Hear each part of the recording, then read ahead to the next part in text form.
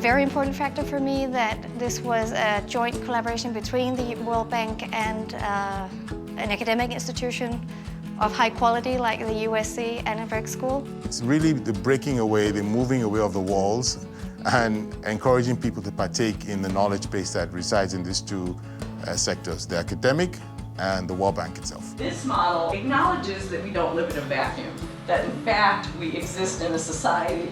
I think this association between academia and a development organization is very powerful.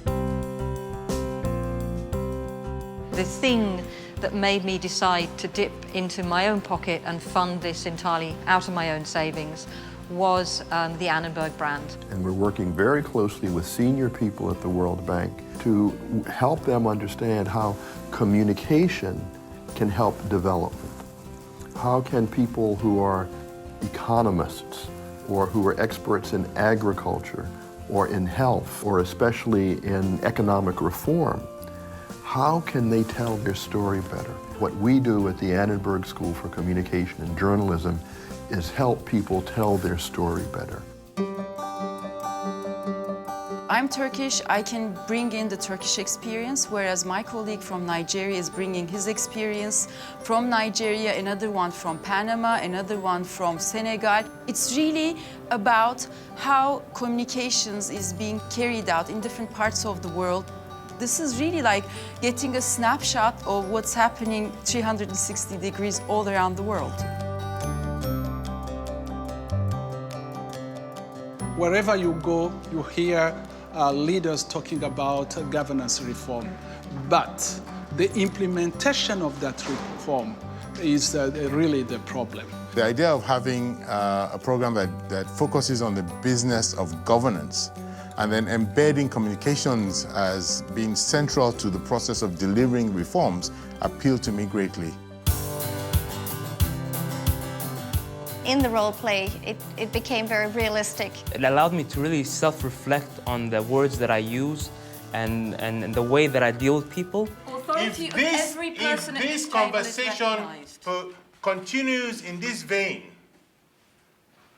there will be political consequences. There is room on this table for all of us. I repeat, the will of the people will prevail. If this conversation will be political I will make a few consequences. points about how I think we can move forward pragmatically. It became a realistic negotiation situation where you felt pressed and challenged to try to make your voice heard and create a coalition somehow, listening carefully to where you would find common ground with some of the other participants.